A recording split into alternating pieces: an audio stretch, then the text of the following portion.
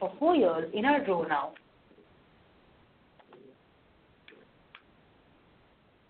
And today we have with us Giles Breault, who is the co-founder and principal of the Beyond Group AG, a specialized advisory firm providing transformation guidance to commercial and procurement teams. He is a recognized expert in the field of global procurement and global business services and productivity in a varied range of industries. Now, I will turn the time over to Giles to start today's webinar. Over to you, Giles. Thank you very much, Shika. So this is Giles Breault. Thanks, everyone, for joining. Maybe there's a couple of prefatory remarks. First, it's my great pleasure to do this. Part of our principle as an organization has been that we feel it incumbent upon us as I would say long-term professionals in this industry to give back a little bit of our knowledge to the people in the industry and certainly into the new entrants into the industry. So we're extremely pleased to be part of this, and I thank Zycus for organizing this for us today. I'm going to come back a little bit to my my bio a little bit in a couple of slides, but today let me just advance the slide deck a little bit. Today I'm going to be talking about building next level procurement capabilities for the digital age, and it's important to recognize that the knowledge that we have gained here is not just our opinion, it's not just our thinking, it isn't derived from one organization or even two organizations, but from a whole series of interactions with many organizations over several years, as well as lots of anecdotal information that we have picked up along the way. So let's go ahead and begin. The first thing that I'm going to discuss today is my background, and the reason I'm going to do that is it'll give us sort of a framework of where we are coming from and why this discussion and how this discussion today has come about. So if you look at the slide there, you'll see the logos for ITT Corporation, Roche, Aventis, Sanofi Aventis actually, and Novartis Pharmaceuticals. Those are the four companies that I have worked for in any capacity over the last 25 years or so. The numbers in the blue bars there are the number of years that I have worked for those organizations. And the flags underneath are the countries that I have worked in for those companies. Most notably, in fact, all of those companies, I had a position that was equivalent to Chief Procurement Officer, but also held several other roles, including Business Unit Manager at ITT and the head of Productivity and Business Services at Novartis Pharmaceuticals. That time span, reading from the early part to the later part, runs about 25 years, but my professional history runs even further behind that, out to the left side of the slide. As my children like to say, my career began when the world was lit by candlelight only. But nonetheless, my career has sort of mapped a lot of what we've seen in the evolution of procurement as procurement organizations have become more sophisticated and more, I think, more global. And you can see that that evolution sort of down below on that page in the light blue bar. And I've experienced and walked organizations, driven organizations through this entire sort of evolution of the procurement organization. And just about as we were starting to integrate procurement into a wider solution of I would say, productivity problem solving, around 2013, 2012, the guy who I ended up founding the business with, we were spending some time actually having lunch at Novartis, and we decided literally in the course of the lunch that what we knew about business productivity and about procurement was sufficient for us to strike out on on our own and start our own business, which we named the Beyond Group. And the reason we named it the Beyond Group was specifically because we were focused around what is beyond the current definition, the current envelope of procurement and supply chain organizations. So that really has got us into looking at what's next for the entire world of procurement. What we do is on the next page I've just changed to, and I'm going to start from the outside in on this slide. On the left side, we do some advisory work, and this is around procurement transformation. And I'll come back to this at my very last slide today. But we help organizations through the procurement transformation process to help them make them a lot more efficient, a lot more productive. On the right side, you'll see something called learning conferences, and we provide very specific learning interactions for organizations, sometimes around business partnering, productivity, lean for procurement. We do entrepreneurial skills. We do a whole bunch of very specific learning interventions for organizations, usually around procurement and supply chain.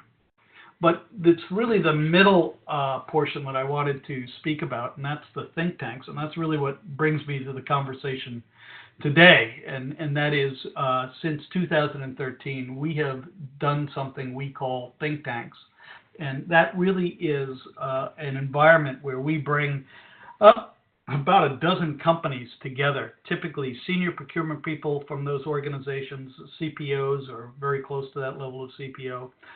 And we bring that group of peers together, and over the course of 4.5 days, that is split up into 3 sessions, day and a half, day and a half, day and a half, we take a particular topic that is important to procurement and drill down into that topic. So we can really, understand that topic, but the objective is to not only learn more about that topic, but to be able to turn that discussion into not only useful takeaways, but either a model, a structure, a plan, a roadmap, or something that the members that have joined this group can actually take away and use in their own environment. So the objective is really trying to create something tangible that people can walk away with in these think tanks. Now, back in 2016, or actually it was probably late 2015, our membership came to us and said, look, we are hearing the word agility on the lips of virtually everyone we speak to. Our leadership, consultants, academics, they're all coming to us and talking to about agility. Why don't we do a think tank in 2016 specifically on agility and see what that actually means to procurement organizations? And so we began that work in 2016 specifically to look at agility, but recognizing that agility and efficiency are going to be enabled by digital technology. But we didn't want to focus just on the digital technology. We really wanted to focus on what that digital technology is going to enable, and that was presumably agility and efficiency. So really what we started out with was the following essentially assumptions as we went into our first meeting in 2016. And I'll read the first couple of them, but then I'll just kind of summarize. First, we expected companies will become far more dependent on their external network. Number 2, that procurement organizations are going to devolve into much smaller strategic organizations.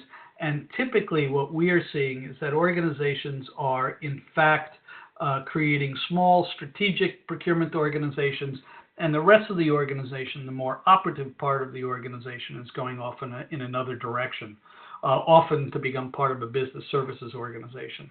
While that can be efficient, what we're also recognizing in that environment is that there seems to be that split is also causing sort of a gap in communication between those two organizations. The third thing is that value is starting. We're starting to see a conversation that is sounding a lot more positive about value. We call it entrepreneurial value. But however you term that, it's around seeking collaborative value with your supply base and trying to turn that value into something that your internal or ultimate customer recognizes. And lastly, obviously, no surprise here, routine tasks are mostly being transferred to global business services organization. The bottom line of this thing, and I mean that's really where it was the sort of the basic assumptions we made going into our 2016 think tank. But the bottom line is really two things for procurement organizations. And the first thing is, no matter what you call it, no matter how you define it, procurement, the senior portion of procurement, the key players of the procurement organization are simply going to have to become business advisors. Driving the operating process is something that is going to be largely automated. And so the key people in the organization are simply going to have to become advisors and business partners. That's probably assumption number one, or impact number one. The second impact is that the skills and capabilities that are sitting within procurement organizations today probably are not the skills that are needed for tomorrow. And that's obviously what I'm going to talk about. But this was our basic assumptions going into that first discussion. I'm going to jump now to this next slide. And this is really what we came up with out of the 2016 think tank. And first, let me discuss that model that's sort of at the top of the page, which looks like 3 ovals and 6 rectangles. It's a very simple model. Suppliers on one side, ultimate customers on the other side. In the middle, it's called here organization, but it's really the buying organization.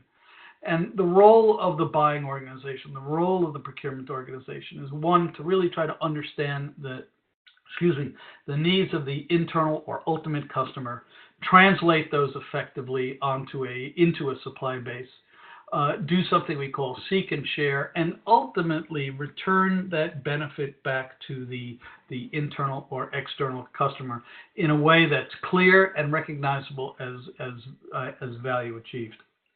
Now, when we talked to the group, our membership group, about the skills for agility that lay up against this, we ended up sort of dividing these sets of, I'll call them capabilities, and I'll talk about the difference of capabilities and skills in a second. But we've sort of divided the capabilities up according to these elements in the organization. So if you look at the alliance management skills, we would call these skills that are typically centered around the supply base. A lot of these overlap, so the precision isn't that important. But we recognize that there's some skills that are more focused on the supplier side and some more focused internally or on the customer side. On the supplier side, we see alliance management skills. These are big picture skills, understanding risk management scenarios, engagement, ambassadorial skills. But these are the ambassadorial skills that allow procurement people essentially to become what I would say is the CEO of their suppliers.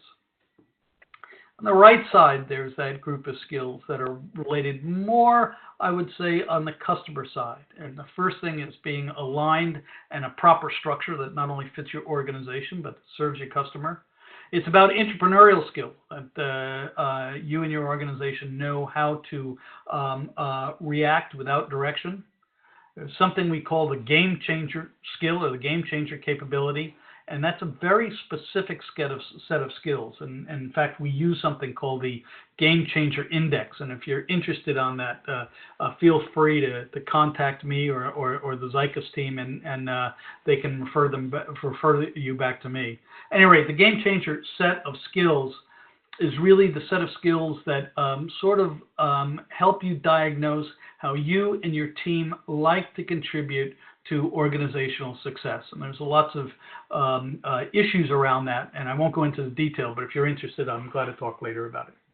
The last thing on that side is something we call credible experience, and that is that people, as you are dealing with your customer base, people need to see that you and your organization have a credible experience that says you belong in that job, that you actually had the experience to do the job, and you sort of just didn't land there. You didn't get there because you worked for the company a long time, but you really earned your way through capability into that position. Now that's the two capabilities on the supplier and customer side. In the center, there is something we call the cross-functional integrator, and that's the set of skills that allows you to bring this sort of big picture all together. And these are the project management skills, the influencing skills, the ability to build business cases, which we find painfully lacking in procurement organizations, its ability to drive projects through change management, and it's something we call credibility through performance. And that means that what you say you're going to do, you actually do. So those are the main capabilities that we recognized that procurement organizations have to have as they think about agility. Now, I'm going to jump to this next slide, and I just want to tell you, this is the group of organizations that we brought together in 2016. And you'll notice all the members there. It's a heavy pharmaceutical feel to it. There's one non-pharmaceutical group there's a couple of non-pharmaceutical companies, but there's a heavy pharmaceutical feel to it in that group. I'm going to come back to that because that group has changed, and you'll see why in a couple of minutes. But assisting us in our think tank, on the right side, we had Ernst & Young as a sponsor. Contributing to this was the Hackett Group, Procurious, organization called Supply Chain Wizard, as well as our academic partner, which we value extremely highly. As we do this work, we get lots of thoughts and lots of anecdotal information, and our academic partner helps us relate a lot of the anecdotal stuff that we see back to either research, or helps ground us a little bit. Rather than us just make a bunch of assumptions about what we've heard, we rely very heavily on our academic partner to make sure that what we heard is in fact what we think we heard. And that's the group that we started our work on this whole agility technology thing in 2016. I want to come back to one additional slide, this next slide. And if you take a look at those three capabilities that I spoke about 2 slides ago, you can break those capabilities down into other skills. And while this page isn't purely skills, this at least breaks us down into some of the subordinate elements that help make up those capabilities. And again, the difference between a skill and a capability is a skill is a relatively narrow tool, if you will, and a capability is using a set of skills or a set of tools to affect a positive outcome. So I would leave capability for a moment as an aggregation of a set of skills. And at least we identified the 4 key areas that procurement teams need in terms of gaining agility, and those are anticipation, responsiveness, and the ability to do analytics and collaboration. And again, there's a huge amount of material behind this, and if you're interested in some more of the detail, I'm glad to take it offline with you. But those are the, I would say, the elements of the capabilities that we talked about in the page a couple pages ago. And that was essentially the bulk of the work that was done in 2016. What I want to do now is turn to what we did growing that in 2017, where we tried to answer, okay, given that we want to move to agility and really recognizing that technology and digitalization is going to be a huge effect, what are the skills that procurement teams need in this new environment? So let's just jump into that. And I'm first going to show I'm actually jumping a year ahead. I'm about to talk about 2017, but I want to show you the 2018 group that we just finished up. And this was the same group, in principle, the same group that was with us in 2017. But I want to show you the purpose of this is to demonstrate the group of people that came as members. And if you look at that box called members, you'll notice that while there's some pharmaceutical guys in there, this group was a vastly different group. We had consumer products companies join us. We had technology companies join us. And we even had a brewery join us. So as it turns out, companies began to recognize that the conversation around technology is not an industry-based issue. It's an issue that affects all industries at different rates and at different times, but the issue of really digitalizing the function and technologically pushing the function forward is much more universal than simply saying it belongs to a single industry. In 2018, just on the right-hand side, again, we had EY. We had a couple of other solution providers. Russell Reynolds joined us, which was very interesting. They joined us because they had a very specific interest in trying to help define and understand what we thought were the next crop, or what is the new capabilities of procurement people in the future. And again, you can see our academic partner there as well. So let me go back now. That's the group of people we saw 2017, 2018. What exactly did we come out of 2017 with? And we had a couple of just insights on this next page. And I'll add on to these more than just what's written here. The first thing is the mastering the digital environment needs to be much more than experimentation. And what we're seeing here, again, because of the huge amount of technology that's available, we are hearing organizations constantly sort of repeat the refrain of, well, we've got to do a bunch of pilots, we've got to do a lot of experimentation, we've got to understand what we want, and that's how we're going to learn. And the output of our 2017 think tank would sort of suggest that may not be the right direction. The first thing is that pilots are often geographically restricted. They're mostly for demonstration purposes. In fact, they have an unusually high success rate because a lot of people get invested in them, making them a success. So what happens in the pilot environment is you actually don't learn as much as you'd like to learn in a pilot environment. And sadly, when we talk about experimentation in the technology world, the experimentation often comes with an investment chain along with it. And most organizations have a very low tolerance for making investments, knowing that some of those investments are going to fail. So the experimentation path is a very difficult one for organizations to go down. Our prescription in this environment is that you should have a much better and a much more clear strategic approach that is output-based. What do you want out of your technology platform or your digitalization process as a way of guiding you towards not what I would call near-random experimentation, but something much more focused and much more around delivering benefits early and something that a process that you can carry on with rather than have to abrogate halfway through your experimentation process. Second bullet there is building and having robust human capability to understand, prioritize, and select digitalization tools. The issue there is, as I had mentioned earlier, most procurement organizations that we see up to this point is that they do not have highly skilled digital natives as part of their organization. And sadly, I have to include myself in that generation.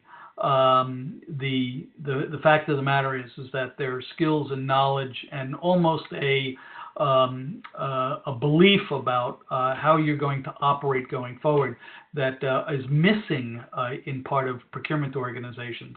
Very often we find that there is a big generational difference, particularly at the leadership level, around digital skills and digital enablement skills. And that really goes on to that third point as well. The last point, I think, is very clear, and this was demonstrated to us several times in our think tank in 2017. And the organizations that really benefit from disruptive technologies are not early adopters. We see all sorts of organizations running out now trying to do all sorts of interesting things technologically, and then one reason or another stop, slow down, readjust their direction. And it's really the organizations that know how to integrate and absorb a technology and that can drive it through a change management process that really become highly successful. So those are the four some highlights coming out of the discussion this year. I'm going to jump right to a page of what are the profiles of people that are needed in this new digitalized world. And this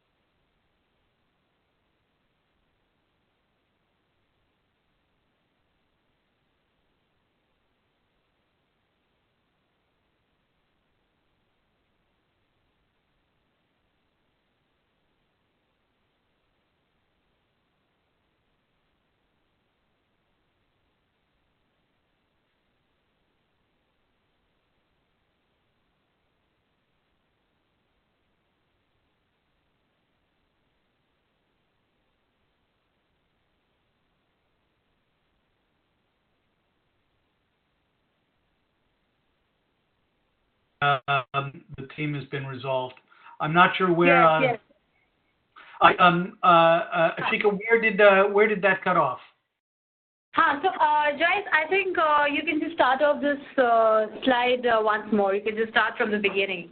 Okay. Apologies for those that did not get this. I'm not sure. It looks like my microphone turned off, but I don't know how it did that. Anyway, so the four profiles that are listed here are something that comes directly out of the Harvard Business Review. And this article was really about how enabling functions, it wasn't specific to procurement, but how enabling functions actually, the profiles that they need to bring on board to help their organization go through a digitalization transformation. And as we tested this with our think tank membership, it rang true, very true to the group. We've got lots of validation from our academic partner, but let's just quickly go through the profiles. The first one is the digital thinker. And I like to think myself of as a digital thinker. And I acknowledge the fact that at my generation, that while I want to live in a digital environment, I want to live in a technological leading world, I also recognize that I don't have the education or the deep digital knowledge that would allow me to create the next digital environment. So while I might want to live or do live in that digital world, I am probably not the person that can take that forward. The second profile was something we called digital disruptor. And this is someone that has been deeply involved in the digital environment, may not be from a procurement background, but understands the digital landscape in a way that can recognize how organizations can invest and leverage digital tools and digital and knowledge that's gained through the application of digital tools. The third one is a digital leader, and this is something that we almost universally think that procurement teams don't have. And these are people that are savvy enough about the digital environment and the technology that they can actually lead an organization through a digital transformation. And I think what we mostly see in companies today is we see procurement leaders who are digital thinkers, but are not digital leaders. They are leading their organization, I'm not going to say blindly, but they're leading their organization through a digital transformation that they themselves do not know how this thing is going to turn out or exactly what they want out of this. So this is a huge challenge, I think, for procurement organizations to think about what they're doing going forward. The last profile here is something we call digital transformer. And this is the person that has, this is the true digital native. This may not be a leadership individual at this stage of the game, but certainly is likely to be a future leader. And it's somebody that has participated and been part of a digital transformation and is thoroughly invested in the fact that their organization is going to be a digitalized environment. And I think the word digitally astute is very clear there. So those are the four profiles. And there's lots of work behind this. And again, if you're interested, contact us either through our website or through the Zycus team. The Beyond Group website is just as it is, or the Zycus team. And there's some information that sits behind this that actually identifies the kind of positions where these capabilities will be needed. Let me move on to my now last slide on the skills for digital. When we used to, well, we still do, talk about the CPO of the future. We talk about the CPO of the future leading with their head. Apologies for the male picture here. It probably should have been a little bit less male focused. But that individual leads with their head, understanding the totality of the business, and something we call being a CEO of their own business. That leader leads with their heart. That means it wants value for all partners, perceived as principled and trustworthy. Leads with their hands, which means they have that credible experience and they have the very specific knowledge. And lastly, they lead with their guts, which means they're a strong advocate for the function, unafraid of manageable risks and conflicts. And it says don't or doesn't ask for permission. And this is something we find in organizations a lot. And I'm going to come back to this a little bit in a few minutes.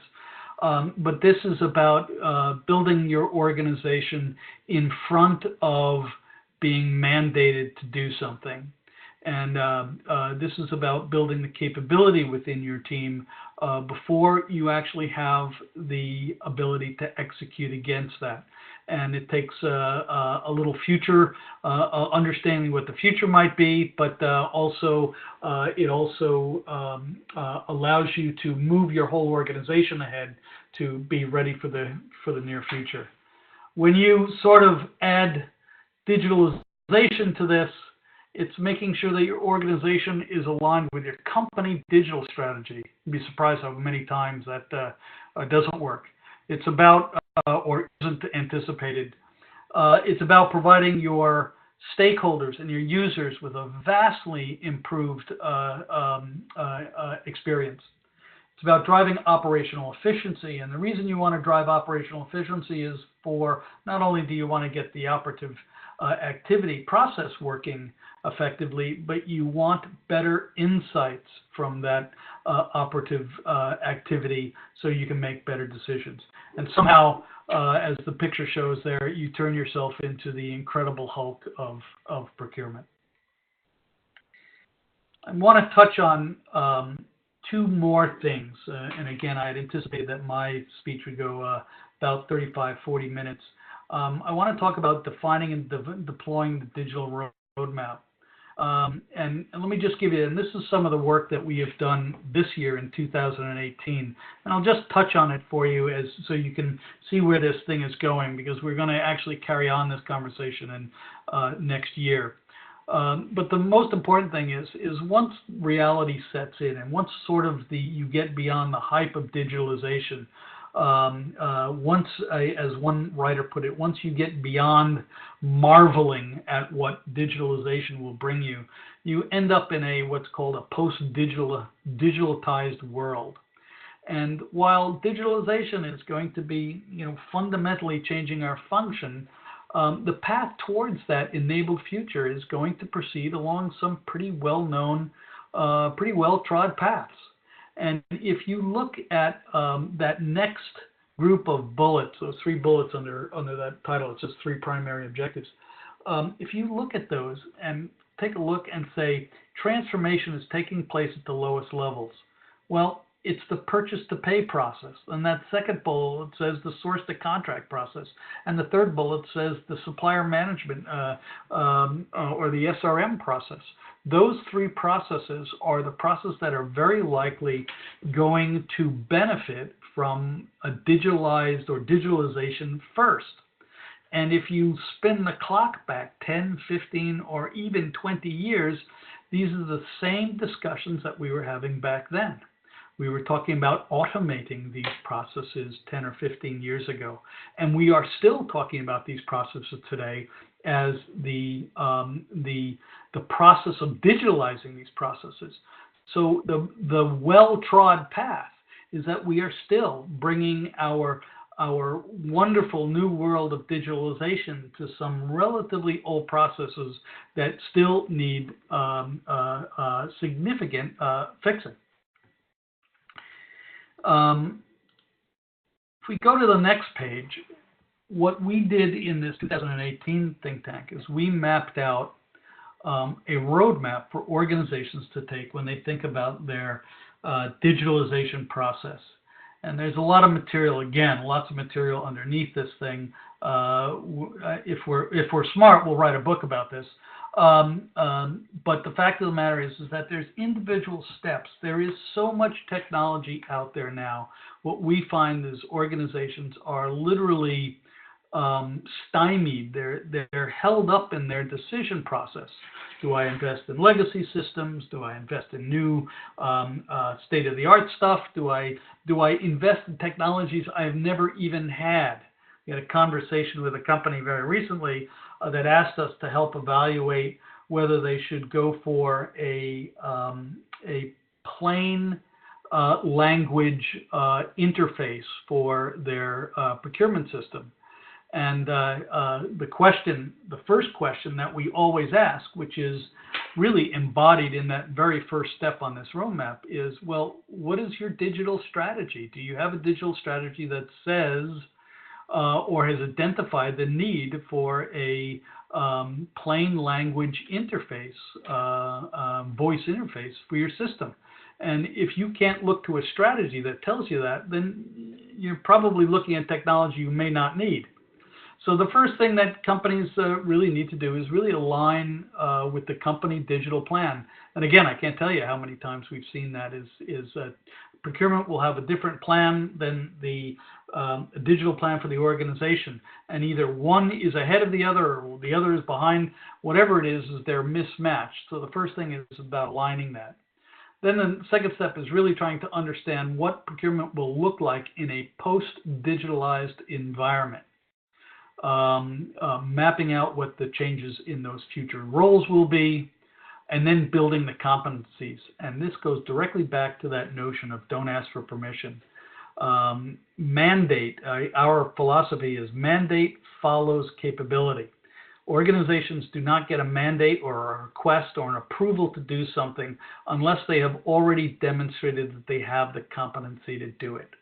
So our very strong suggestion is that you should be building your competencies, your digital competencies, in front of your digitalization process. Understand what the digital puzzle pieces are. That's number 5, and that's really understanding what elements. For example, do I actually need a spoken language interface? Understand the differences. Number 6, understand the difference between foundation and advanced technologies. Number 7, and start making some decisions. But decision making is a pretty light way to put this.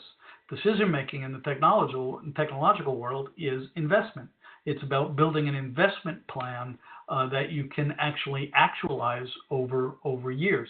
These programs, these processes, and these technologies are expensive to implement, and you need to make sure that that decision-making process is supported by your investment strategy. And then, of course, building the digital readiness internally. That last, the green part of that, and I'll just summarize it very quickly, the green part of that roadmap is really about how you take that technology in-house and drive it through a change management process, and again, effectively capitalize on it instead of allowing islands of technological or capability excellence to exist. That's really the completion of this whole notion around technology and the capabilities and procurement organizations that need to drive it. I'm going to go one more slide, slide 22, and just describe our procurement transformation process. And the only reason I won't do this is I want to show you that there is something that organizations can go through that transform their organization, and that is listed on this page as steps 1 through 5. It's about aligning your strategy, building the projects that support that, making sure that you have an operating model that allows you to do the pull-through of the benefit and the and realizing the benefits of those projects.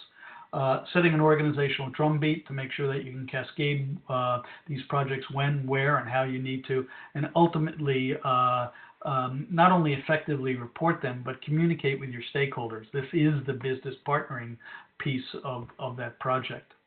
The key part of that is that process to drive procurement transformation is supported by 2 things, and that's what this discussion today has been about. It's one, it's supported by capabilities and skills, which we've identified in our think tank, and number 2, it will be supported by the digital technology that you will invest in. So with that, I've taken up just about 35 minutes, 40 minutes of the time here. I now turn it over to the team at large, and feel free to ask whatever questions you'd like.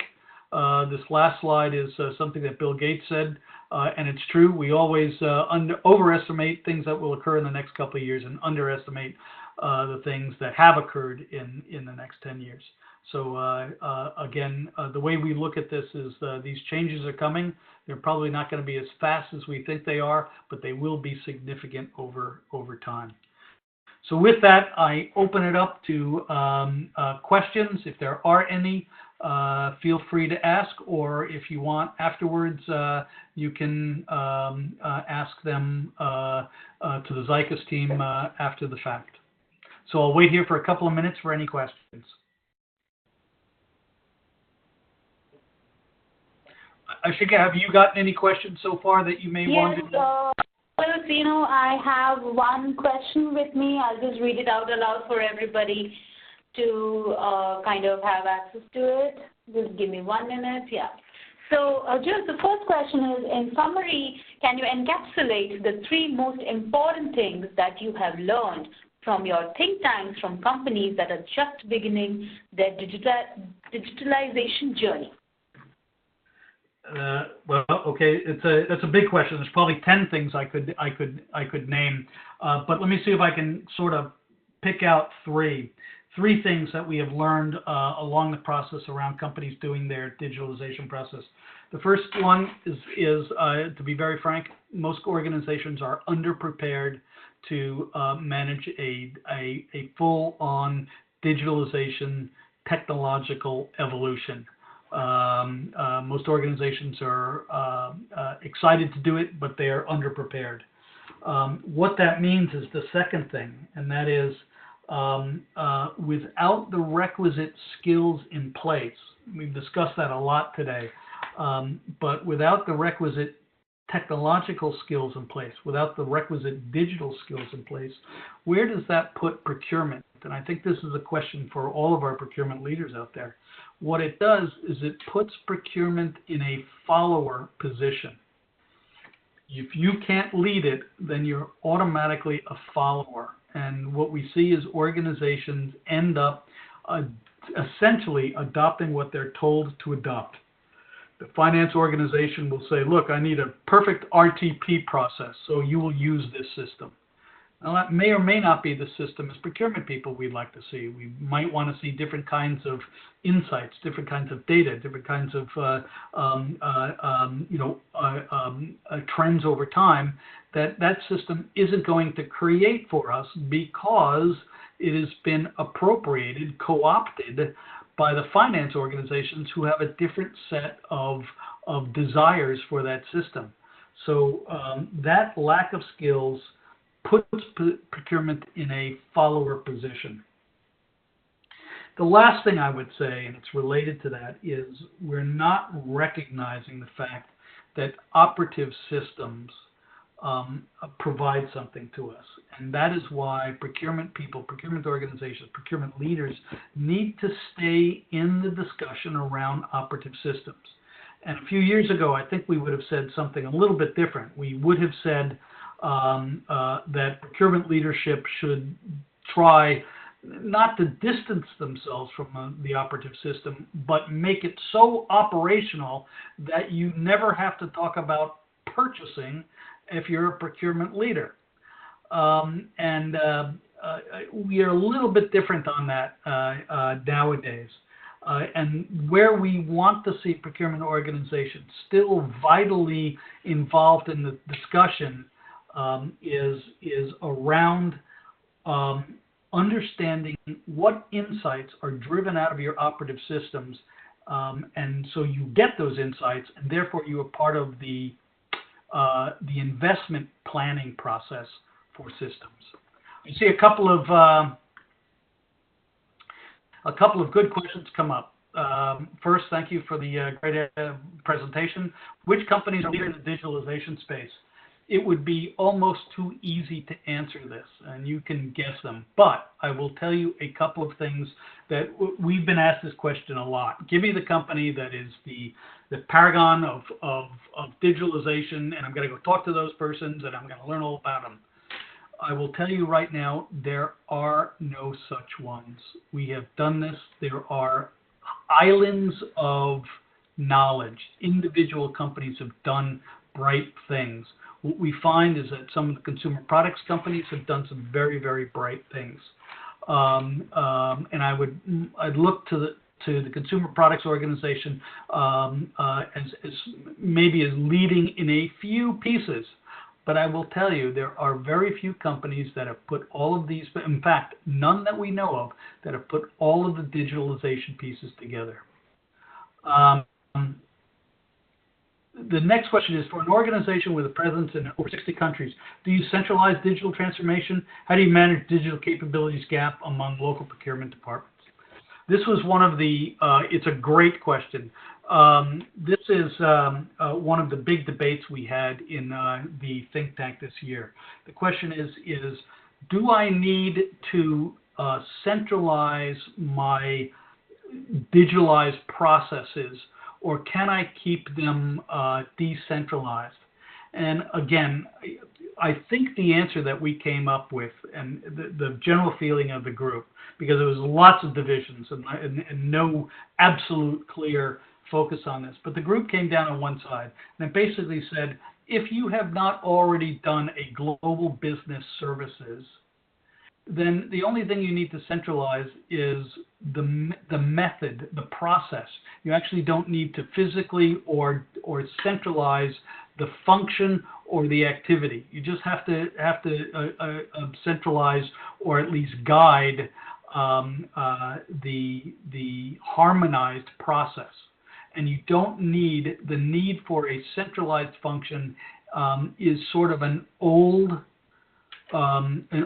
paradigm that sort of relied on the fact that geographical dispersion was actually it actually hurt the effort. That's not needed anymore. But you also have to recognize that companies have huge investments in centralized business services. And so the answer is if you haven't done it yet, centralized business services, then you may not need to do it. But if you have already got a huge investment in a business services center, then you should leverage that and use it to its max. So if you got it, leverage it. If you haven't got it, you may not need it. We have one more question here. I see you're stressing the importance of change management. What are the essentials for you to succeed?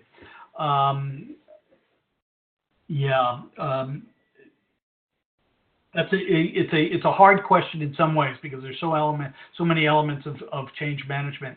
I would put it this way, and I think the most important part of it is that the big difficulty we see in the area of digitalization is that most organizations, very carefully put this because some organizations do have this, don't know where they're going. And it's not a bad thing to say. There's so much digital stuff out there. I just don't know where it's all going to go to. I don't know what it's going to lead to. So organizations are having a difficulty defining what that future is. And so they appear to be sort of blindly going down the road. And that is the most difficult way to do change management in the world. So our approach is do this incrementally. Have a strategy around change management. I'd like to see a specific change management organization in place. And do this incrementally. Set incremental goals. Fix your basic processes first and give a time schedule and what you want and the outputs of that process. Put that down first, and that you can actually incrementally manage the organization through change. And then people will understand where you're going. It's very hard to lead people when you yourself are not entirely sure where you're going. And so that's the best thing I can have, a change management process and incrementalize your change management journey. I don't see any more questions. So yes. As far as I'm concerned, I think we've answered absolutely everything. But just again, from my perspective, if you guys want more information, you can reach us at the Beyond Group or the Zycus team. Ashika, I turn it back to you now. Yes, absolutely, Jules. Well, we have had quite a number of questions. They're very interesting and very relevant to today's scenario. And, I would also encourage all our participants that if you have any more questions, you can always directly write to me and I will forward them to Jules. And, you'll have your answers to those questions for the webinar. And I would like to thank all of our attendees today for attending this session with us. I hope you found it informative and useful. And do keep a watch out on Zycus's website for more such webinars. And we would like to see you for all our webinars and events going forward. Thank you, everyone. Thank you, Ashika. Thank you, Jules. Bye-bye. Bye-bye. Bye-bye.